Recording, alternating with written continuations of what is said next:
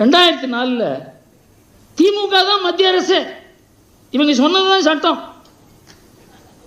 அப்போ என்ன பண்ணிருக்கணும் சார்? மாநில சுயாட்சிகள்லாம் பண்ணுங்கன்னு சோனியா காந்தி கேட்டிருக்கணும்ல. ஒரு வார்த்தை பேசல. மாறனுக்கு இந்த பதவி கொடுங்க, பாலுவுக்கு இந்த பதவி கொடுங்க, ராஜாவுக்கு இந்த பதவியை கொடுங்க. பதவி தான் கேட்டீங்களே தவிர மாநில சுயாட்சியை பற்றி யாரும் கேட்கல. குடும்பத்தை பற்றி தான் பேச்சு. மக்களுக்கு மாநில சுயாட்சி பாயசம். ஆனால் என்ன, நம்முடைய குடும்பத்தையும் நம்முடைய கட்சியும் அதை வளர்க்கணுமே தவிர அதுக்கு அதிகாரம் தேவைன்னு இதை விட ஒரு மோசடி அரசியலை நம்ம பார்க்க முடியாது. அதனால மத்தியில் கூட்டாட்சின்னாக்க சோனியாவும் கருணாநிதி குடும்பமும் கூட்டாட்சி, மாநிலத்தில் சுயாட்சின்னாக்க எங்கள் குடும்ப ஆட்சி. இப்படி தான் இருந்தது. 3 படி திராவிட பரிணாம வரிசையில் தமிழ்நாடு என்ன கண்டது என்று கூறுகிறது. அடுத்ததுக்கு தான் வரப்போகிறேன். இது வரைக்கும் 3வது வரைக்கும் பார்க்கணும். குடி இல்லாத ஒரு தலைமுறைக்கு குடிப்பழக்கம். முதலே சொன்னேன். ஜாதி, சிறுபான்மை, மத, ஹிந்து விரோத அரசியல் தமிழ்நாட்டில் இருந்ததே கிடையாது. இவங்க தான் கொண்டு வந்தாங்க. தமிழ்நாட்டில் மதத்தை பற்றி தெரியவே தெரியாது. பாயங்களும் நாமும் ஒன்றா இருந்தோம். கொஞ்சம் பேர் அப்படி இப்படி இருந்திருக்கலாம். ஆனால் அரசியலில் இவங்களை எப்படி ப்ரமோட் பண்ணணும், அவங்களுக்கு இது பண்ணணும், தவறான ஆட்களை பூரா ப்ரமோட் பண்ணி இது பண்ணதெல்லாம் இவங்க தான். இஸ்மாயில் யார்? இஸ்மாயில் தேச பிரிவினை ஆதரித்தவர். 1967 ஒரு கூட்டணியில் அவர் இருந்தார். இதெல்லாம் காங்கிரஸ் காலத்தில் நடந்திருக்காது, நடந்திருக்க வாய்ப்பு இருக்கு, நடந்திருக்க முடியாது. நம்ம துரதிருஷ்டம். காமராஜனுடைய வீழ்ச்சி, இந்த ரவுடி கும்பலினுடைய சத்தம், இதை எதிர்த்து பேசிய திறமை இல்லாத காங்கிரஸ் தலைவர்கள், மஸ்டர் ரோல் ஊழலில் இருந்து 1971 தமிழ்நாட்டில் நான் அந்த சமயத்தில் தான் மாணவர் காங்கிரஸில் இருந்தேன். காலாலெலாம் கையெழுத்து போட்டாங்க சார், தெரியுமா உங்களுக்கு? 2 கையாலையும் கையெழுத்து போட்டு, ஊரில் இருக்கிறவங்க கையெழுத்து போட சொல்லி, டிரைவருக்கு கையெழுத்து போட சொல்லி, வீட்டில் இருக்கிறவங்களாம் கையெழுத்து போட சொல்லி, காலாலேயே கையெழுத்து போட்டாங்கன்னு போலீஸ் சார்ஜ் ஷீட் ஃபைல் பண்ணாங்க. மஸ்டர் ரோல் கேஸ் 1971 ஆரம்பித்தாங்க. 2011 2G ஊழல் வரை. ஊழலுங்கிறது தமிழ்நாடு அரசியலில் வந்ததே அதனால தான். இந்த ஊழலை பற்றி பேசும்போது மனசு ரொம்ப கஷ்டமாக இருக்கும். பெரிய பெரியவர்களோட பழைய காமராஜோட பேசியிருக்கேன் சின்ன வயசில். எவ்வளோ சிம்பிளாக சாதாரணமாக வந்து ஒரு படுக்கை போட்டு இதில் உட்காந்துருப்பார், நம்ம கீழே உட்காந்துருப்போம். எவ்வளோ சிம்பிளாக இருப்பார். அவர் சொன்ன மாதிரி அவர் இறந்த அன்று அவருடைய பீரோவை திறந்தபோது 28 ரூபா பணமும் ஒரு துக்ளக் பேப்பர் இருந்து மேகசின் இருந்ததுன்னு சொல்லுவார். அவரை போய் நீ இந்த சொத்தை வாங்கிட்ட, அந்த சொத்தை வாங்கிட்ட, வெளிநாட்டில் பணம் இருக்கிறது. அவர் சொன்னார் நீங்கள் என்ன இடத்துல கையெழுத்து போட்டு கொடுக்கலாம் கொடுங்க. அவர் பாவம் இவங்களை இந்த மாதிரி ஒரு காட்டு மிராண்டி கும்பல் அவர் நினைச்சு கூட பார்த்துருக்க முடியாது. அது நோட்டுக்கு ஓட்டு அரசியல் தமிழ்நாட்டை குட்டிச்சவர் பண்ணது மாத்திரம் இல்லாத இது அண்டை நாடுகளுக்கும் அண்டை மாநிலங்களுக்கும் போய் இன்னைக்கு பல மாநிலங்களில் ஓட்டுக்கு நோட்டு கலாச்சாரம் தமிழ்நாட்டால் தான் உருவாச்சு. இதுவும் திராவிட மாடல் தான். குடும்பத்துக்கு கட்சி அப்படின்னு ஆரம்பிச்சு குடும்ப சொத்தாகிவிட்ட கட்சி, இதுவும் திராவிட மாடல் தான். குடும்பத்துக்கென்றே ஆட்சி, அதுவும் திராவிட மாடல் தான். கிளை குடும்பங்களின் அசுர வளர்ச்சி பார்த்தீங்களா? 45 கோடி ரூபாய் சம்பளம் கேள்விப்பட்டிருக்கீங்களா நீங்கள்? முகேஷ் அம்பானியை விட அதிகம். யார் வாங்குறது தெரியுமா? சன் டிவியில். பெண் உரிமை காவேரி மாறன் வாங்குறாங்க. இந்த பணமெல்லாம் எப்படி இவங்களுக்கு சேர்ந்தது? அதிகாரத்தால் பணம், பணத்தால் அதிகாரம், அதால் பத்திரிகை, பத்திரிகையால் அதிகாரம். பெர்லுஸ்கோனின்னு ஒருத்தர் இருந்தார் இட்டாலியில். அவர் வந்து பண அதிகாரம் மாத்திரம் இல்லை, அதாவது தொழிலதிபர், அவருக்கு பத்திரிகை அதிகாரம், அரசியல் அதிகாரம் 3ம் இருந்ததுனால அவர் இட்டாலியை ஆட்டி படைத்தார். அதுக்கு ஈக்குவலன் தமிழ்நாட்டில் நாம தான் இருக்கோம். அதனால இதை கண்டுபிடிக்க முடியாத ரமேஷ் சொல்லுவார், அதிகை சொல்லியிருக்காரு, கடல்ல தூர் வாரி கேள்விப்பட்டிருக்கீங்களா சார்? கடல்ல தூர் வாரி கணக்கு எடுக்க முடியுமா? சேது சமுத்திரத்தில் கடலில் தூர்வாடுறதுக்காக தான் சேது சமுத்திரம் திட்டமே வேணும்னு கேட்டாங்க. அதுக்காக போராட்டம். தமிழ்நாட்டுக்கு சேது சமுத்திரம் தேவை, உனக்கு தூர்வாரணம் பணம் தேவை. தமிழகத்தில் தமிழ் தமிழ் என்று சொல்லி தமிழ் படிக்க தெரியாத ஒரு பெரிய வர்க்கத்தை உருவாக்கியிருக்காங்க. 40% 8ஆம் வகுப்பு படிக்கும் மாணவர்களுக்கு தமிழ் படிக்க தெரியாது. இதான் ஆய்வு, தமிழக அரசின் ஆய்வு. இப்போது ஸ்டாலினுடைய 4ஆம் பரிமாணத்தை எடுத்துக்கோம். இந்த முதல் நாள் தொடங்கி அதுக்கு முன்னால் நான் கொஞ்சம் இவரை பற்றி சொல்லணும் சார்.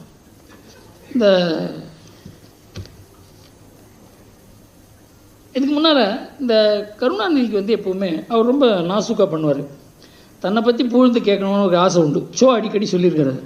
சினிமாக்காரங்களை சில பேரை கூப்பிடுவார், அது மாதிரி இலக்கியத்துறையில் சில பேரை கூப்பிடுவார். இவருக்கு ஒரு விழா நடத்தி அவங்க பேசுகிறது சந்தோஷமாக கேட்டுருப்பார். அவருக்கு ஒரு பழக்கம் அது. எல்லாருக்குமே இந்த ஆட்ரினலின் ஃப்ளோக்காக பல பேர் புகழணும்னு ஆசை. புகழ் வராத போது இந்த மாதிரி புகழை கேட்டு வாங்குற ஒரு பழக்கம் உண்டு. அதை ரசிப்பார் அவர். ஆனால் ஸ்டாலின் தன்னை யாரும் புகழக்கூடாதுன்னு சொல்லிட்டார். என்னை யாரும் புகழக்கூடாது. நான் கூட நினைச்சேன் வித்தியாசமான தலைவராக இருக்காருன்னு. ஆனால் அவர் என்ன பண்ணார், தன்னை தானாக புகழ்ந்துக்கிறார். நான் பார்ப்பதற்கு மாணவன் போல் இருக்கிறேன் என்று எல்லோரும் கூறுகிறார்கள். இதுக்கு அவர் எங்க காரணம்? பிரசாந்த் கிஷோர்னா காரணம். என்னை நம்பர் 1 முதல்வர் என்று கூறுகிறார்கள். யாரையாவது ஒரு அமைச்சரை விட்டு சொல்லக்கூடாதா? 3வது, கடிகாரம் ஓடும் முன் ஓடு என்று பாரதிதாசன் பாடலுக்கேற்ப நான் உழைத்து வருகிறேன். வேற யாராவது சொல்லக்கூடாதா? இது இவ்வளோ உழைக்கிறார் நரேந்திர மோடி, 24 மணி நேரம் வேலை பண்ணுறார். யாராவது சொல்கிறாங்களே தவிர நான் அவரை பார்த்துருக்கேன். நான் பார்த்தபோது எப்போவுமே அவருக்கு உடம்பு எப்படி இருக்குன்னு கேட்பேன். இருக்கு, தூங்க முடியுதான்னு கேட்பேன். படுத்த உடனே தூங்கிடுவேன். 5 மணி நேரம் தூங்குறேன், எனக்கு அது போகும். என்ன சரீரம்! கிட்டத்தட்ட ஒரு அந்த தவத்தால் உருவானது. நாடுங்கிறதுல ஒரு வெறி இருக்கு பாருங்க, அதனால வருகிறது. அந்த எனக்கு கோரிக்கை வைத்தால் நான் செய்வேன் என்ற நம்பிக்கை மக்களுக்கு இருக்கிறது. ஸ்டாலின், நான் சாதாரண ஸ்டாலின் அல்ல.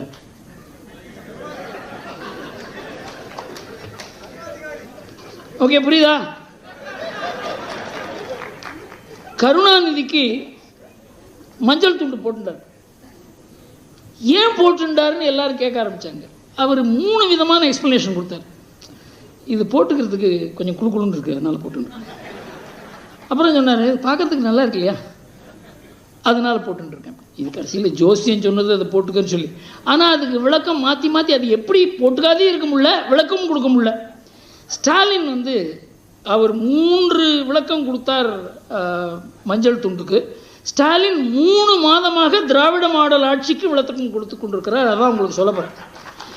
திராவிட மாடல் ஆட்சி என்றால் அறிய, ஒரு ஆண்டு பத்திரிகையில் முழுசா 365 பேப்பரை பார்த்தேன். 65 நாளும் 7 பேப்பர் புரட்டி புரட்டி புரட்டி பார்த்தேன். நமக்கு கிடைத்த விளக்கத்தை இங்கே சொல்கிறேன். நான் முதல்ல சீஃப் மினிஸ்டர் ஆன உடனே தன்னுடைய ட்விட்டரில் I belong to Dravidian stock அப்படின்னு போட்டுக்கொண்டார். அது யார்? அது ஆக்சுவலாக அதை சொன்னது நான் திராவிட இனத்தை சேர்ந்தவன்னு சொன்னது அண்ணாதுரை. அது அவர் பேரை சொல்லக்கூடாதுங்கிறது இங்கிலீஷில் போட்டுட்டு தானாக போட்டுன்ற மாதிரி போட்டுட்டார். எனக்கு இளைஞர்களுக்கு என்னன்னா பெரிய சண்டையை நடந்து கொண்டிருக்கிறது. எனக்கு எந்த படம் ரிலீஸ் ஆனா முதல்ல 100 கோடி யாரு, 200 கோடி யாரு, 300 கோடி யாரு, அந்த மாய உலகத்திலிருந்து வெளியே வரணும். அரசியல் என்பது ஒரு படத்தின் மூலமாக தீர்மானிக்கப்படுவதல்ல. ஒரு படத்துல ஒருத்தர் நடிக்கிறாங்கன்னா அதுல ரீடேக் எடுத்துக்கலாங்க ஐயா, ரீடேக் எடுத்துக்கலாம். வில்லனுக்கு தான் அடி உழுவும், ஹீரோவுக்கு எப்பவும் அடி உழுகாது. ஆனா நிஜ வாழ்க்கை என்பது அப்படி இல்லை.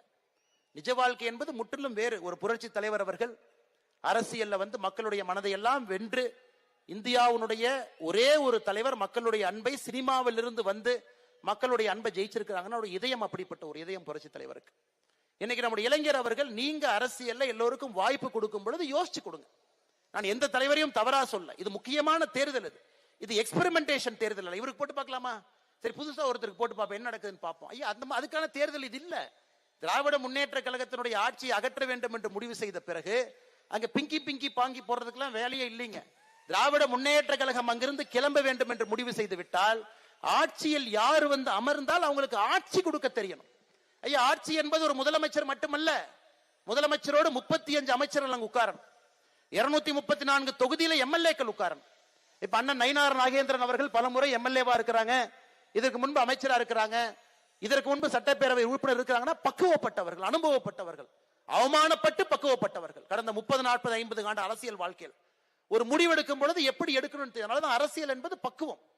அதனாலதான் இளைஞர் பெருமக்களுக்கு என்னுடைய அன்பான வேண்டுகோள், இந்த தேர்தல் என்பது எக்ஸ்பெரிமெண்டேஷன் தேர்தல் இல்லைங்க. பிங்கி பாங்கி போட்டு ஏதோ நம்பிட்டு புதுசா ஒருத்தருக்கு வாய்ப்பு கொடுத்து பார்க்கலாம்.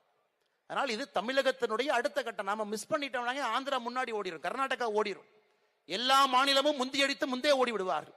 அதனால் இந்த தேர்தலை பொறுத்தவரை அனுபவம் மிக்கவர்கள், அரசியல் ஆழம் தெரிந்தவர்கள், திராவிட முன்னேற்ற கழகத்தினுடைய 4 ஆண்டு ஆட்சியில செஞ்சிருக்கக்கூடிய தவறை எல்லாம் சரி பண்றக்கே 2 வருஷம் ஆகுங்க. சரி பண்றக்கே 2 வருஷம். எனக்கு திராவிட முன்னேற்ற கழகத்துக்கு ஒரு பாஸ் டைம். ஐயோ, அனைத்து இந்திய அண்ணா திராவிட முன்னேற்ற கழகம் கடன் வாங்கிட்டாங்க, நாங்க அதெல்லாம் சரி பண்றதுக்குள்ளே எங்களுக்கு மூச்சு தண்ணி முட்டி போச்சு. திராவிட முன்னேற்ற கழகத்தினுடைய தலைவர்கள், தொண்டர்கள், முதலமைச்சரும் புரிந்து கொள்ள வேண்டும். அனைத்து இந்திய அண்ணா திராவிட முன்னேற்ற கழகம் ஆட்சியை விட்டு விட்டு வெளியே வந்த பொழுது 2021 எவ்வளவு நம்முடைய மாநிலத்தில் கடன் வச்சாங்க? 4.5 கோடி ரூபாய், 4.5 லட்சம் கோடி ரூபாய் கடன் வச்சாங்க. 4.5 லட்சம் கோடி ரூபாய். இது எப்பங்க?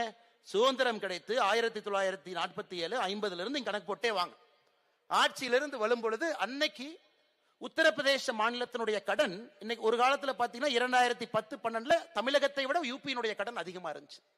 4.5 லட்சம் கோடி கடன் வைத்து விட்டு இதற்கு முன்பு இருக்கிற ஆட்சி வெளியே வந்திருக்கிறாங்க. ஆனா 4.5 ஆண்டுகள்ல அதை விட அதிகமாக கடன் வாங்கி, சுதந்திரத்திற்கு பிறகு மொத்தமாக 4.5 லட்சம் கோடி கடனை 4 ஆண்டுல அதுக்கு மேல 5 லட்சம் கோடி கடன் வாங்கி 9.5 லட்சம் கோடி கடன் வைத்து விட்டு எதுக்காக 5 லட்சம் கோடி கடன் வாங்கினீங்கன்னே சொல்லாம இன்னுமே ஒரு ஆட்சியின் மீது பழியை போட்டு போட்டு எத்தனை நாளைக்கு திராவிட முன்னேற்ற கழகம் தப்பிக்க முடியும்? அதனால் திமுகவை பொறுத்தவரை நாங்கள் கேட்பது, தமிழகத்தை எதற்கு கடங்கார மாநிலமாக மாற்றி வைத்தீர்கள்? அனைத்து இந்திய அண்ணா திராவிட முன்னேற்ற கழகத்தினுடைய ஆட்சி முடியும் பொழுது சர்வீசபிள் லெவல்ல டெப்ட் இருந்துச்சு. ஒரு கடன் வாங்கி இருந்தீங்கன்னா அதை சர்வீஸ் பண்ண முடியும், அதற்கு வட்டி கட்ட முடியும். ஆனா இன்னைக்கு அதையெல்லாம் தாண்டி வளர்ந்து ஒரு கட்டத்தில் நின்று கொண்டிருக்கின்றோம். எதற்கு நிக்கிறோம்னே தெரியாது. இன்னைக்கு 3000 ரூபாய் பொங்கலுக்கு கொடுக்கறன்னு ஆரம்பிச்சிருக்கிறார். இன்னைக்கு காலையிலிருந்து நீங்க பார்த்திருப்பீங்க, பயிர்க்கடன் வாங்கியவர்கள் பணத்தை கட்டிட்டு புதுசா பயிர்க்கடன் வேண்டும் என்று கேட்டவர்களுக்கு நேத்திலிருந்து பணம் இல்லை. எங்கேயா பணம் இல்லை? நாங்க தான் பயிர்க்கடன் கட்டிட்டோமே, பயிர்க்கடன் புதுப்பிக்கத்தானே கேட்ட பணம் எங்க இல்லைன்னா, அண்ணே உங்க பணத்தை எடுத்து 3000 ரூபாய் கொடுத்தாச்சு. இது எப்படி இருக்குன்னா, கழுதையை கொண்டு வந்து லிப்ஸ்டிக் போட்டுட்டு இதான் யானைன்னு சொல்ற மாதிரி இருக்கு. நீங்க பொங்கலுக்கு 3000 ரூபாய் கொடுத்தீங்கன்னா உங்க பணத்துல நீங்க கொடுக்கணும். அதற்கான நிதி சூழ்நிலையை நீங்கள் உருவாக்கணும். இன்னைக்கு விவசாய பெருமக்கள் பயிர்க்கடனை கட்டிவிட்டு புதிதாக கடன் கொடுப்பார்கள் என்று காத்திருக்கக்கூடிய விவசாய பெருமக்களுக்கு கொடுத்த கடனை திரும்ப உங்களால கொடுக்க முடியாம 3000 ரூபாய் கொடுக்கறன்னு ஆரம்பிச்சிருக்கீங்க. எப்ப இருந்து ஆரம்பிச்சிருக்கீங்க? 2022 0 ரூபாய் கொடுக்கல, 2023 1000 ரூபாய், 2024 1000 ரூபாய், 2025 எதுவும் கொடுக்கல, 2026 3000 ரூபாய், மொத்தமாக 5000 ரூபாய் கொடுத்திருக்கிறீங்க. ஆனா ஒருத்தருடைய தலையின் மீது எவ்வளவு கடன் ஏற்றிருக்கிறீங்க? புதுக்கோட்டையில பேசியது பொழுது தமிழகத்தில் இருக்கக்கூடிய ரேஷன் அட்டை 2,22,00,000 லட்சம். ஒரு ரேஷன் அட்டையின் மீது 2,04,000 ரூபாய் கடன் இருந்துச்சு. இன்னைக்கு ஒரு ரேஷன் அட்டையின் மீது 4,54,000 ரூபாய் கடன். 4.5 ஆண்டுகள்ல ஒரு ரேஷன் அட்டையின் மீது 2,50,000 ரூபாய் கடனை ஏத்திவிட்டு வெறும் 5,000 ரூபாயை கையில கொடுத்துட்டு, இது வடிவேலன் சொன்ன மாதிரி ஜோப்ல கை விட்டு ஒண்ணுமே இல்லைன்னு சொல்ற மாதிரி கதையால அங்க இருக்கு. இதை வைத்து விட்டு தேர்தல் பிரச்சாரத்துக்கு வேற வர்றேன், நான் பேசுறேன்னு வேற சொல்றீங்க. அதனால அருமை சொந்தங்களே, பேரறிஞர் அண்ணா அவர்கள் சொன்னதை இந்த நேரத்தில் ஞாபகப்படுத்தி என்னுடைய உரையை நான் முடிக்க விரும்புகின்றேன். பேரறிஞர் அண்ணா அவர்கள் ராஜ்யசபா எம்பியாக புதுடெல்லியில் இருந்த பொழுது பல அற்புதமான வரலாற்று சிறப்பு வாய்ந்த பல பேச்சுக்களை பார்லிமெண்ட்ல பேசினாங்க. இன்னைக்கும் பாராளுமன்றத்திற்கு யாராவது செல்ல வேண்டும் என்றால் அண்ணா அவர்களுடைய பேச்சு என்பது இலக்கணம். அப்ப அண்ணா கிட்ட கேட்டாங்க, பேரறிஞர் அண்ணா அவர்களே, நாங்க மக்கள் தொகை இப்படி இருக்கிறோம், மக்கள் தொகை அப்படி இருக்கிறோம்னு சொல்லும் பொழுது அதுக்கு அண்ணா அவங்க சொன்னாங்க, ஒரு பொருள் அதிகமாக இருக்கிறது என்பதற்காக அந்த பொருளுக்கு மரியாதை இருப்பது என்கின்ற பொருள் கிடையாது. இந்தியாவிலே காக்கா அதிகமாக இருக்கிறது. ஆனா காக்கா இந்தியாவுடைய தேசிய பறவையாக நாம் வைக்கவில்லை, மயில தேசிய பறவையா வச்சிருக்கோம். அதுக்காக இன்னைக்கு திராவிட முன்னேற்ற கழகம் எங்க கூட்டத்தில் இத்தனை பேர் இருக்கிறாங்க, எங்க கூட்டத்தில் இத்தனை பேர் இருக்கிறாங்க நம்பர் எண்ணிட்டு இருக்கிறாங்க. அவங்கள வச்சு யாருக்கு எந்த பிரயோஜனம் இல்லைங்க. காங்கிரஸ் கட்சியை பொறுத்தவரை ஒரு கால் வந்து விஜய்கிட்ட போலாமா, ஒரு கால் இங்க வைக்கலாமா, எப்படா பிச்சுக்கிட்டு போலான்னு அவங்க உட்கார்ந்து இருக்கிறாங்க. திருமாவளவனை பொறுத்த வரைக்கும் அவர் அருமையான ஒரு ஆள். கை இங்க கொடுக்கிறாரு, கண்ணு இங்க பாக்குறாரு. எப்ப அவரு வெளியே போவாருன்னு அவருக்கே தெரியாது. இன்னைக்கு திராவிட முன்னேற்ற கழகத்தினுடைய கூட்டணி கொஞ்சம் கொஞ்சமாக பிஞ்சு ஒட்டி கொண்டிருக்கிறது. அதுல எண்ணிக்கை 4, எண்ணிக்கை 5 என்று சொல்லிக் கொண்டிருக்கின்றார்கள். ஆனால் இந்த பக்கம் கூட்டணியில் இருக்கக்கூடிய எல்லா தலைவர்களுமே மயிலை போன்றவர்கள், இந்தியாவுடைய தேசிய பறவையை போன்றவர்கள். ஒரு அழகு இருக்கிறது, ஒரு செருக்கு இருக்கிறது. காக்காயும் நல்ல பறவை தானுங்க. அண்ணா அவர்கள் சொன்னதுக்காக அந்த கான்டெக்ட் நான் சொல்றேன். அதனால எண்ணிக்கை எண்ணிக்கை எண்ணிக்கை என்று சொல்வதை விட இந்த பக்கம் எண்ணம் இருக்கிறது. திராவிட முன்னேற்ற கழகத்தை வீழ்த்த வேண்டும் என்கின்ற எண்ணம் இருக்கிறது.